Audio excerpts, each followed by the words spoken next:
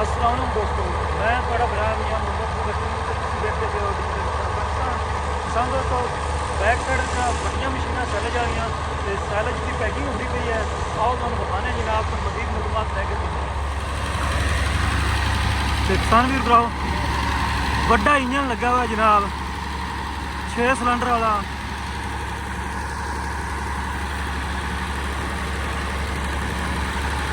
Check कर लो।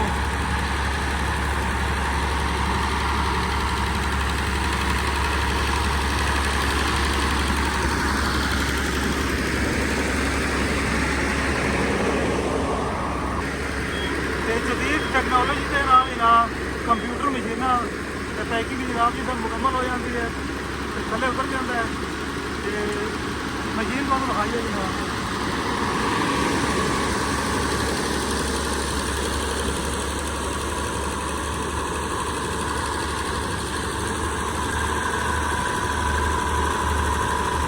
चौके जनाब और ले जा रही है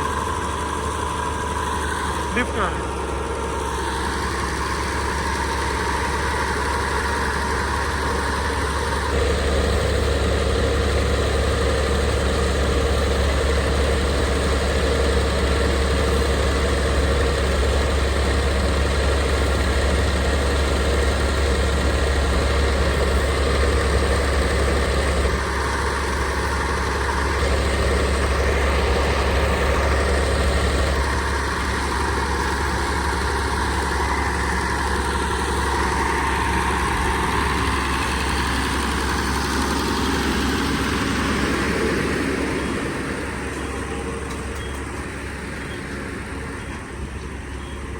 ट्राला जो खाली हो गया MF 385 अगे लगे हुआ है।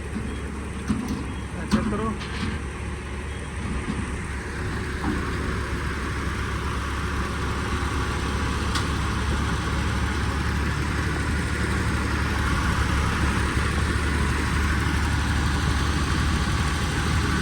जबरदस्त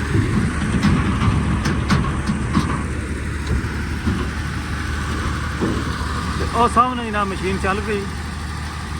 बटन जोड़ा दबाता है ऑपरेटर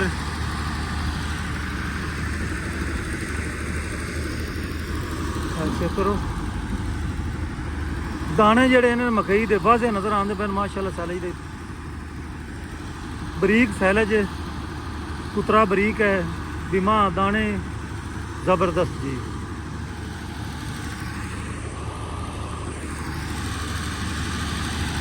तो सारा काम जनाब चलता पे है एग्रीमेंट से।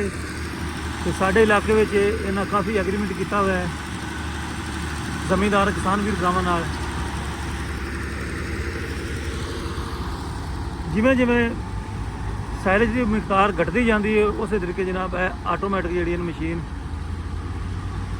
संघनी हो गई। तो सारा जनाब जिस तरीके एक सीढ़ी होंगी है उस तरीके उपर ले जाती पई है सैलज नूं।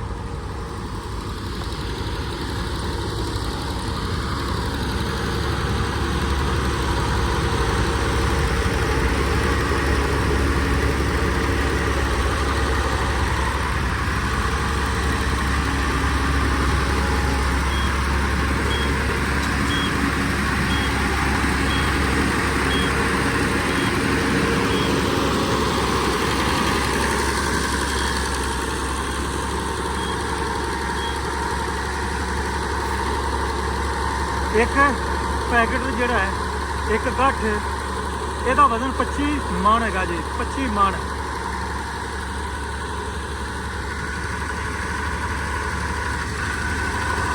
चंद मिनटों के जनाब पैकिंग बल्कि सैकड़ों के हिसाब न 1-2 मिनट के पैकिंग हो जाती है।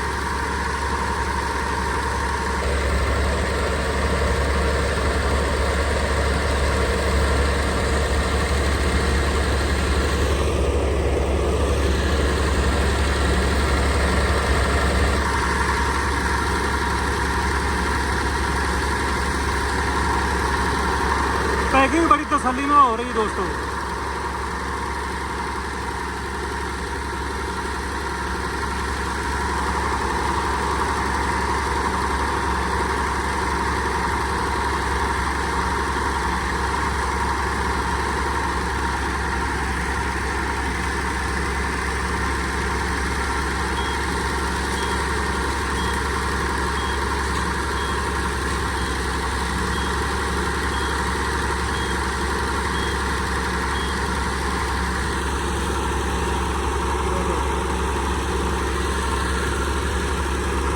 ਤੇ ਹੁਣ ਜਨਾਬ ਦੁਬਾਰਾ ਲਿਫਟਰ ਆਵੇਗਾ, ਇਸ ਨੂੰ ਉਠਾ ਕੇ ਲੈ ਜਾਵੇਗਾ।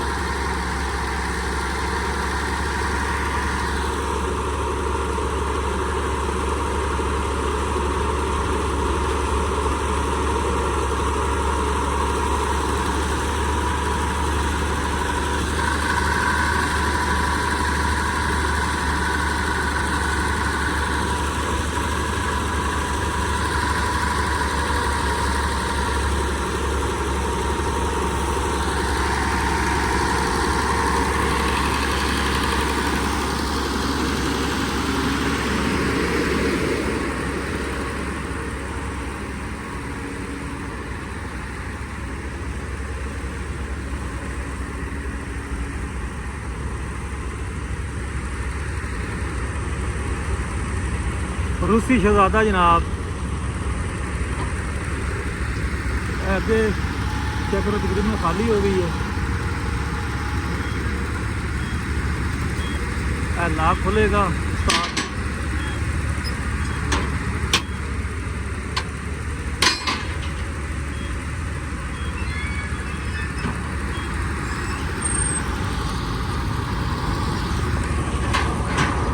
हरा कचा जनाब सैलज, हरी मक्की।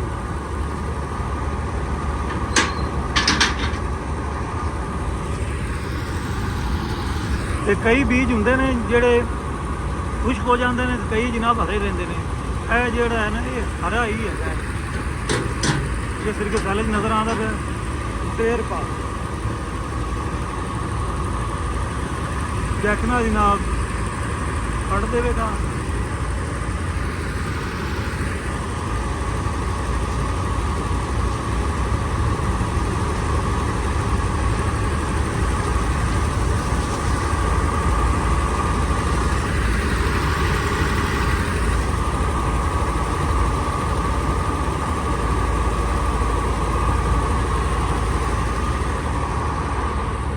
जबरदस्त।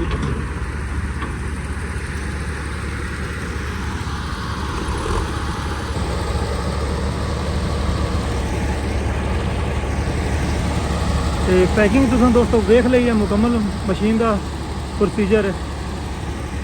और सामने गट्ठा मुकम्मल है। इतों अगे फिर जिथे भी सेल होना है ये हिसाब किताब उधर चला जाएगा। तो हम मैंने तो इजाज़त, भरा मियां मोहम्मद बट्टू, अल्लाह हाफिज़, पाकिस्तान जिंदाबाद।